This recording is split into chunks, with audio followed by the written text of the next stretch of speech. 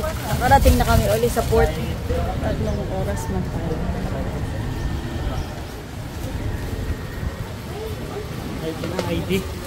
ID uli? Ang kauli, ng gas terminal fee pa ang anya. Kapag tagauli, wala na. Wala na terminal. ID ka bumaba, hindi lang yung terminal kabayan, karangan, kukuha ID nga. Ay, ganyan, pero pa, tayo makakuha doon. Lamang, nakabukin mo. Lamang, may branch mo. Okay, dito na kami sa terminal. Sakto, it's 12 PM. Dito na kami, pabalik na.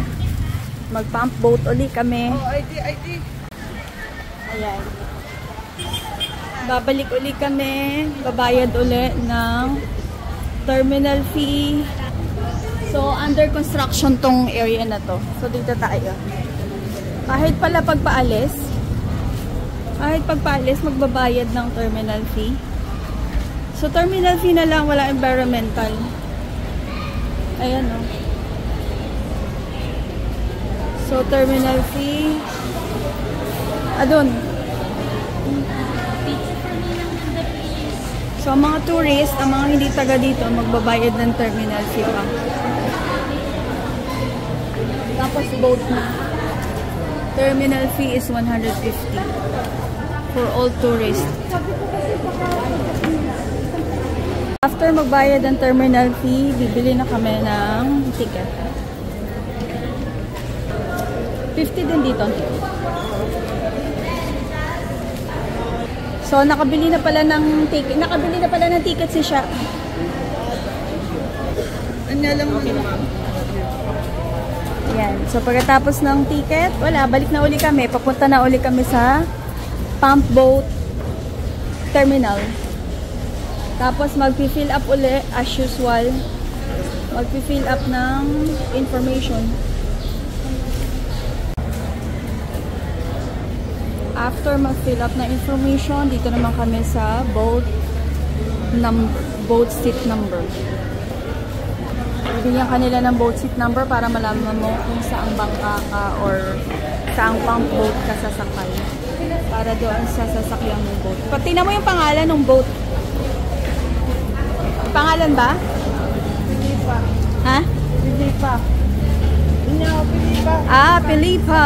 So, naka-assign tayo sa Pilipa. Ito siya. So, yung nagbibigay ng number, yun yung nagbibigay ng boat number, yun yung nagbibigay din ng pangalan nung... Doon yung seat mo po mamaya. Hindi nyo yung number. Yung number, seat number. Mula anong number ko. Bye, Boracay.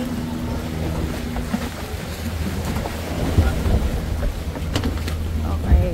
Bye, Boracay.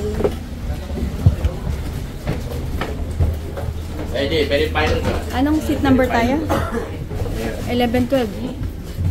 11-12. Saan? Dito ako? Bye, Boracay. Next time ulit. Maybe after few years ulit.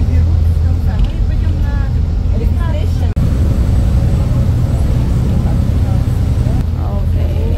In just a few minutes, dadaong na kami uli sa Jetty Port and then pauwi na ng aming bahay sa Buruanga. We had a nice time even though it's only an overnight stay in Boracay. Pero there's always something new to explore there. Kaya hindi rin pala sayang ang pagpunta mo paulit-ulit sa Boracay kasi lagi kang mayroong bagong gagawin. So, dito na kami sa port ng Jetty Port.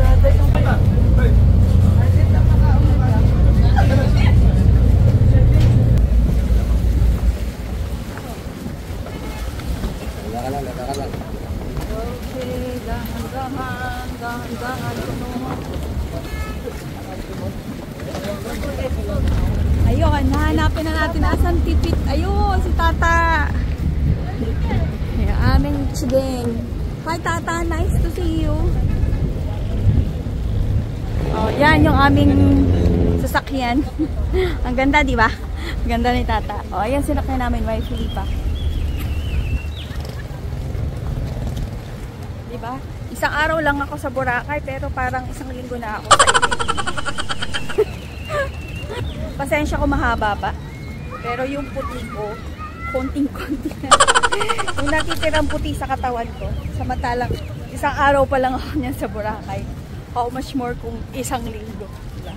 Yan, balik na kami sa aming sasakyan.